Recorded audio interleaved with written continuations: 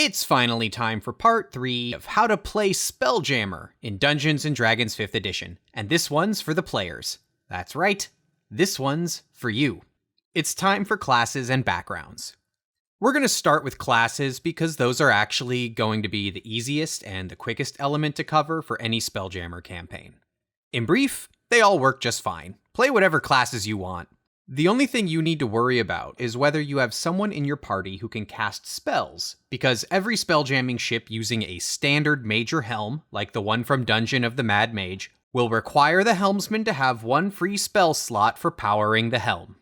Fortunately for you, only the monk and the barbarian are totally unable to cast spells using spell slots in 5th edition. Artificers, bards, clerics, druids, paladins, rangers, sorcerers, warlocks, and wizards all have primary spellcasting abilities, as you know. Even the fighter and the rogue both have subclasses which allow them to cast spells, making the Eldritch Knight and the Arcane Trickster interesting and suitable choices for a 5th edition Spelljammer campaign. So go wild, do what you want. On to the backgrounds.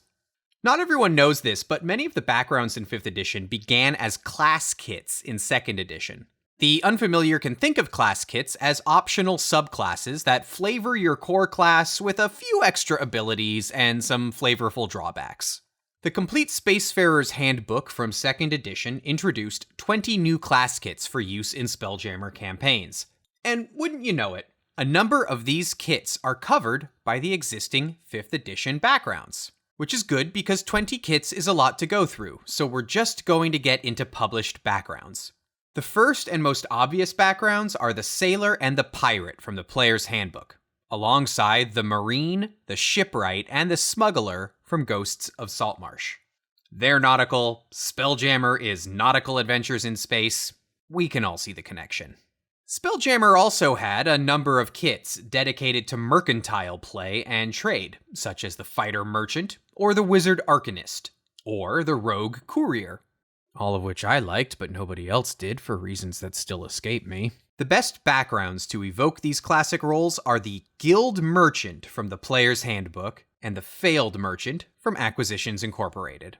Classic Spelljammer also had kits which were primarily oriented around religious evangelism. Kits like the Fighter Crusader, or the Priest Evangelist and Priest Missionary. And I'm not sure that's a theme most people are interested in playing with these days. But we can strike close to the theme of spirituality and cultural exploration in space with the Acolyte from the Player's Handbook, and the Anthropologist and the Archaeologist from Tomb of Annihilation. And those are going to be the backgrounds that best match the player character themes that were often presented in a classic Spelljammer campaign.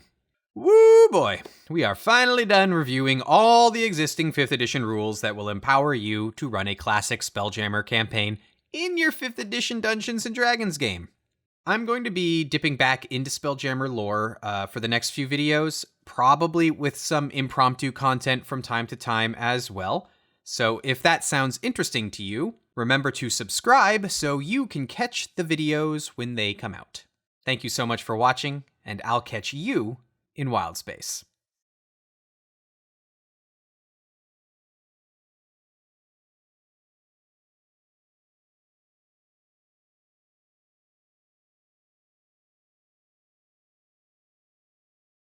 Courier, courier, courier. Courier.